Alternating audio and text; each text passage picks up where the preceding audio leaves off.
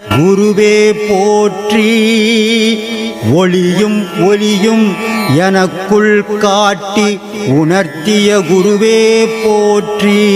ரொம்ப சந்தோஷம். இவர் இந்த அம்மா இவர் விஓவாக இருக்கிறார், திருவள்ளூர் விஓவாக இருக்கார். இந்த அம்மா மனைவியாக இருக்கிறாங்க.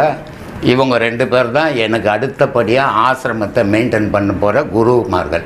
லேடிஸுக்கெல்லாம் அந்தமா உபதேசம் கொடுக்குறாங்க, ஜென்ஸுக்கெல்லாம் இவர் உபதேசம் கொடுக்குறாரு. நம்ம என்ன பண்ணணும், தெளிவு போகணும். இது பொய்யா நம்ம இவ்வளோ நாள் வாழ்ந்துருக்குறோம், தெரியாமல் எதையோ கற்பனை பண்ணியிருக்கிறோம், இனிமேல் அதெல்லாம் கிடையாது அப்படின்றத மனசுக்குள்ளவே நீங்கள் நினைக்கும் போது அது திரும்ப வராது உங்களுக்கு. அதுக்கு நம்ம தியானம் பண்ணணுமா? தியானம் பண்ணணும். தியானம் பண்ண தெரியுமா? ஒரு ஆத்மா, உடல் எல்லாம் ஆத்மா. நாய் நரி கூட ஆத்மா தான். அது கூட ரோட்டில் படுத்து தியானம் பண்ணின்னுக்குது. மாடு கட்டி வச்சிருந்தா அது கூட இதை படுத்து தியானம் பண்ணுது. தியானம் அதெல்லாம் சும்மா உட்காந்துட்டா தியானமா இல்லை. இது மாதிரி தான் ஏராளமாக இருக்கிறாங்க. தியானம்ன்றது ஒரு குரு இல்லாமல் நீ பண்ணவே முடியாது. குரு ஒரு வழி காட்டினா தான், அந்த வழியில் போனீங்கன்னா தான் தியானம் கை கூடும். தியானம்னா என்ன அர்த்தம்னு முதல்ல தெரிஞ்சுக்கிடும். தானம்னு அர்த்தம். தன்னையே இறைவனுக்கு தானம் கொடுக்குறோன்றது தான் தியானம். இது தெரியாமல் கண்ணை மூடிக்கின்னு உட்காந்து நான் தியானம் பண்ணுறேங்கன்னு எங்கள் அக்கா போச்சா, எங்கள் அக்கா ஊர் போய் சேர்ந்துச்சா, என் பொண்ணு ஸ்கூலுக்கு போயிச்சா, காலேஜுக்கு போயிச்சா, வேலைக்கு போயிச்சான்னு யோசித்துக்குன்னு உட்காந்துங்கிறது தியானம் இல்லை. பேர் முட்டாள்தானோன்னு பேர் அதுக்கு. அதனால் ஒரு வழி தெரியாத தியானம் பண்ண முடியாது. கடவுள் பக்தி விழிப்பில் பண்ணுறீங்க, அதையே பண்ணிக்கின்னு போங்க. சும்மானா ஏன் தன்னையே ஏமாற்றிக்கிறீங்க, நான் தியானம் பண்ணுறேன்ட்டு. தியானம்ன்றது வழி தெரியாமல் தியானம் பண்ணவே முடியாது, யாராலையும் பண்ண முடியாது. அதனால் வழி தெரிஞ்சுக்கின்னு பண்ணுங்க. இல்லை அந்த வழி தெரிஞ்சுக்கின்னு பண்ண முடியலையா, இவ்வளோ நாள் எப்படி பக்தி பண்ணீங்களோ அந்த பக்தியை பண்ணுங்க.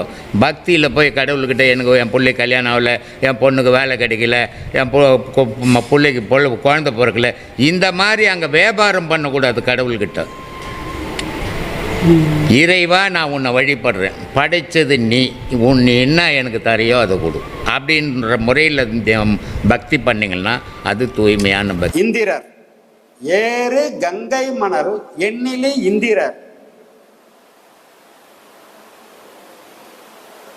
முக்தி மோட்சம் கொடுக்கிற ஒரே ஆள் ஈசன் ஒருவரே.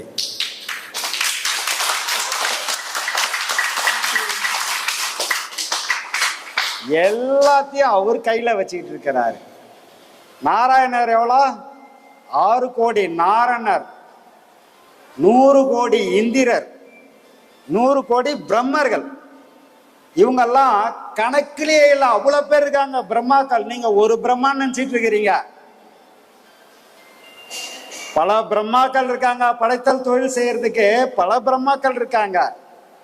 இந்திரர்கள் அவ்வளவு பேர் இருக்காங்க. நாராயணர் 6 கோடி பேர் நாராயணர் இருக்காங்க. திருப்பதியில ஒரே ஆள் தாங்கிறாரு நினைச்சுக்கிறீங்க, கிடையாது. 6 கோடி நாராயணர். அது கூட ஏறு கங்கை மணல், ஏறு கங்கை மணல்னா இந்திரரோட இது மணல். ஏறு கங்கை மணல், ஏறுனா ஆறுன்னு அர்த்தம். ஆத்தோட மணலை எண்ணின்னா அளக்க முடியாது இல்லையா, எண்ண முடியாது இல்லையா. அவ்வளோ பேர் இந்திரர்கள் இருக்காங்களாம், தேவேந்திரர்கள். இந்திரர்னா தேவேந்திரர்கள், அவ்வளவு பேர் இருக்கிறாங்க. ஆனா ஈரில்லாதவன் ஈசன் ஒருவனே. இதுதான் முக்தி மோட்சம் எல்லாத்தையும் கொடுக்கக்கூடிய இது. சிலருக்கு இது புரியாது. ஆனா இப்ப புரிய வச்சு இந்த கேள்வி, நல்ல கேள்வியை கேட்டு புரிய வச்சாங்க. இந்த புக்லயே இருக்கு, எடுக்கணும் அதை. இந்த மாதிரி இவங்கெல்லாம் அவர் சொல்றத செய்யக்கூடிய வேலையாட்கள். இந்திரர், நாராயணன், பிரம்மர்கள், மற்ற எல்லாரும். ஆனா நம்மளை காத்தல், அழித்தல், படைத்தல், அருளல், மறைத்தல்ன்ற 5 தொழிலை செய்யறது யாரு? ஈரிலி ஈசன் ஒருவனே. இதுல எந்த மாற்றமும் இல்லை. வேற யாரும் இதுக்கு பொறுப்பே கிடையாது, பொறுப்பு ஏத்துக்கவும் முடியாது. ஏன்னா அத்தனை வேலையை அவங்க உட்காந்து செய்யறான். உதாரணத்துக்கு சொல்லணும்னா, நான் நிறைய வாட்டி அதை சொல்லியிருப்பேன் இங்க, ஆனா நானே மறந்துடுவேன், நீங்க மறக்காம இருக்க போறீங்க. அதனால இன்னொரு வாட்டி சொன்னா தப்பு இல்லைன்னு நினைக்கிறேன். ஒரு விஷயத்தையா நமக்குள்ள உட்கார்ந்து செய்யறது இறைவன். இப்போ நம்ம தூங்கிடுறோம், நைட்டு நல்லா வயிறு நிறைய சாப்பிட்டு நிம்மதியா தூங்கிடுறோம். ஆனா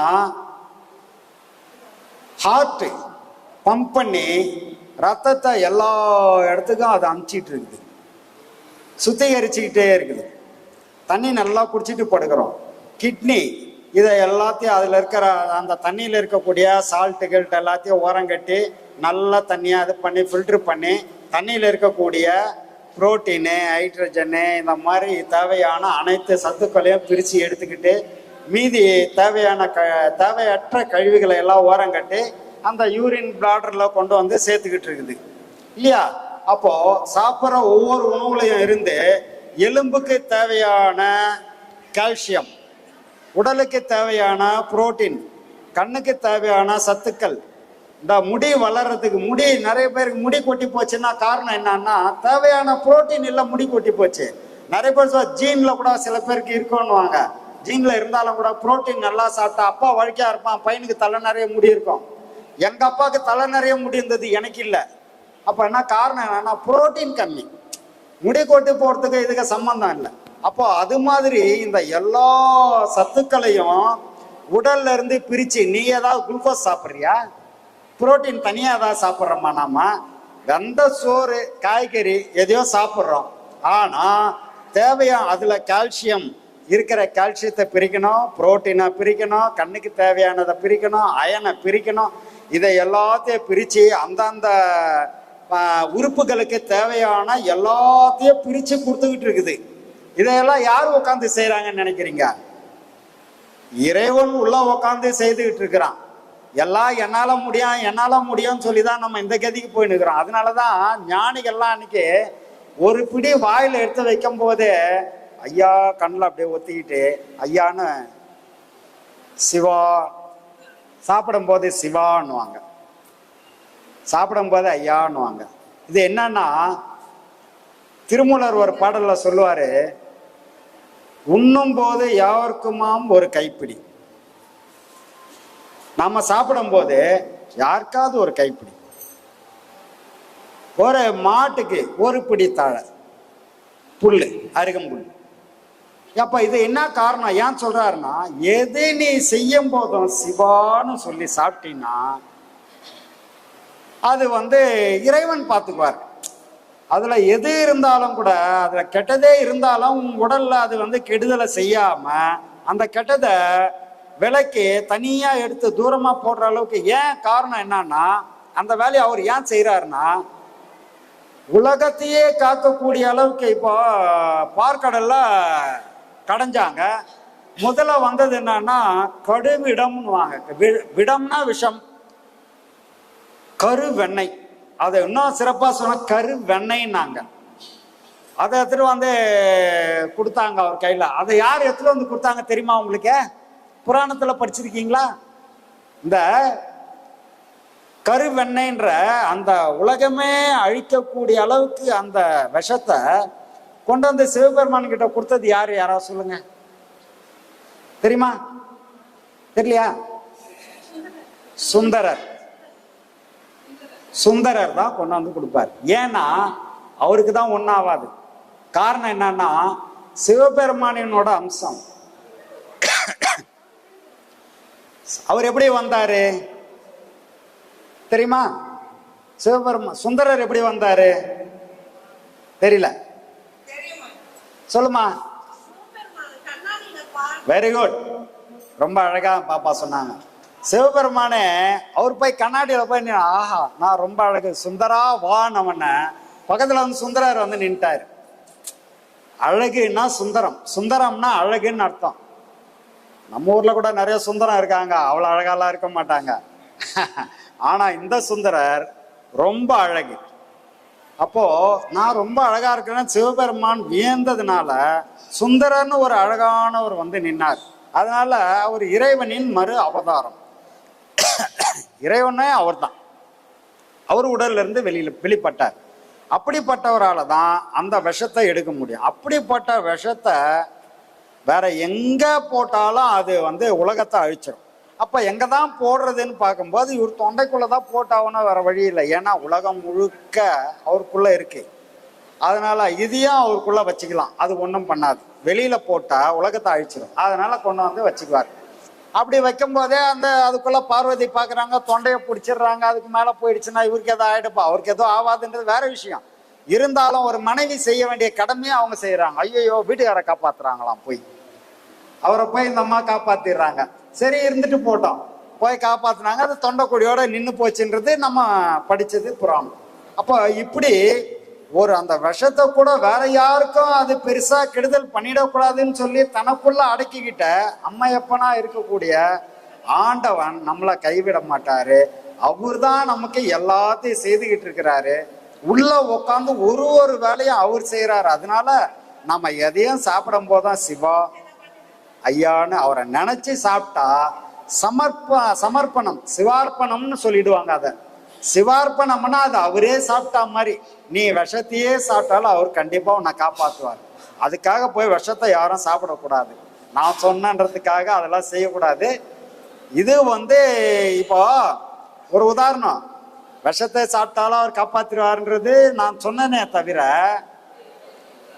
அருணகிரிநாதர் மிகப்பெரிய, அவரை பத்தி நிறைய படிச்சிருப்பீங்க. அவர் போய் திருவண்ணாமலை கோபுரத்துல இருந்து தற்கொலை பண்ணிக்கிறதுக்காக உழறார். அவரை முருகர் காப்பாத்துறார். இப்ப நீ நானும் போய் ஏறி ஊந்தா காப்பாத்துவாரா? காப்பாத்த மாட்டாரா தெரியாது. ஆனா நான் தயாரா இல்லை, இல்லையா? கண்ணப்பர் போனாரு. ஐயோ பாவம், கண்ணுல இருந்து தண்ணியாவும் ரத்தமாவும் வருது சிவபெருமானுக்குன்னு ஒரு கண்ணை பிடிங்க அப்படியே அப்புறாரு. நம்மளா இருந்தா என்ன பண்ணுவோம்? பக்கத்துல எவன் நிக்கிறான் அவன் கண்ணை பிடிங்க அப்போ, இல்லையா? நம்ம கண்ணை பிடுங்குவோமா? பக்கத்துல யாராவது எரிச்சவன் இருந்தானே அவன் கண்ணை வெளியே குர்றா வாங்க, இதை நான் தான் அப்பணும்டா, அப்பதான்டா சிவபெருமான் ஏத்துக்குவாருன்னு அவன் கண்ணை பிடுங்குவோமே தவிர நம்ம கண்ணை அங்க வைக்க மாட்டோம். அப்ப அப்படி அந்த உருக்கம் இருக்கணும், ஒவ்வொருத்தருக்கும் அந்த உருக்கம் வரணும். அதுக்காக தான் இது. அன்பே சிவம் மனமே குரு என்றுணர்த்திய குருவே போற்றி. சத்தும் சித்தும் எதுவென்று உணர்த்திய குருவே போற்றி.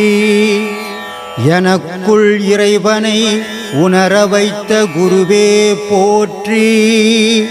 நித்திய ஆனந்தமான நித்யானந்த குருவே போற்றி. குரு பிரம்மஸ்ரீ நித்யானந்தரே போற்றி போற்றி. ஆகாமியத்தை உணர வைத்த குருவே போற்றி. இன்ப துன்பம் நாட்டம் எதுவென்று உணர்த்திய குருவே போற்றி. ஈசனை